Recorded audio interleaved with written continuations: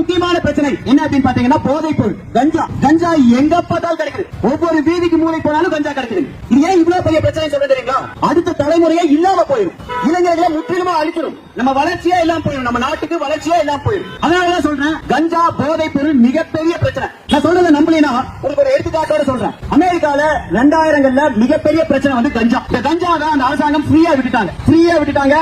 நிறைய இடத்துல வந்து லீகல் பண்ணிட்டாங்க. லீகலா பண்ணனால என்ன ஆகுது அப்படின்னா கஞ்சா எளிதா கிடைக்க ஆரம்பிச்சது. கஞ்சாவை கேட்வே ஆஃப் ட்ரக்ஸ் சொல்லுவாங்க.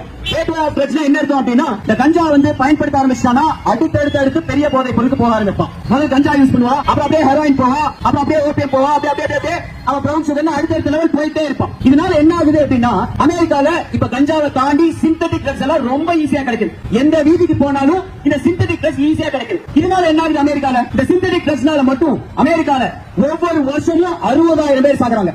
எத்தனை பேரு? அமெரிக்கால 60,000 பேர் சாகுறாங்க. இப்ப இந்தியாவுக்கு வருவோம். இந்தியால இப்ப கஞ்சா ரொம்ப எளிதா கிடைக்குது. இதை நம்ம அப்படியே விட்டுட்டோம்னா என்ன ஆகும் தெரியுங்களா? இன்னும் 10 வருஷத்துல இந்தியாலையும் சிந்தட்டிக் ட்ரக்ஸ் வந்து இந்த ஜாபர் சாதிக்க பிடிச்சாங்க பாத்தீங்களா? அவன் அந்த மாதிரி போதைப் பொருள் விற்கிறவன் தான். அந்த ட்ரக்ஸ் எளிதா கிடைக்க ஆரம்பிச்சுன்னா என்ன ஆகும் தெரியுங்களா? அமெரிக்கால ஒரு வருஷத்துக்கு 60,000 பேர் சாகுறான். ஆனா இந்தியா மக்கள் தொகை எத்தனை பேர் சாவாங்க தெரியுமா? ஒரு வருஷத்துக்கு 6 ல இருந்து 10 லட்சம் பேர் சாவான். எவ்வளவு பேர் சாவான்? 6 ல இருந்து 10 லட்சம் பேர். அந்த 10 லட்சத்துல ஒருத்தன் நம்ம அண்ணனாவோ தம்பியாவோ குழந்தையாவோ இல்ல பேரனாவோ இருப்பான். அதனாலதான் சொல்றேன், இந்த கஞ்சா மிகப்பெரிய பிரச்சனை. இதை தடுத்தே ஆகணும்.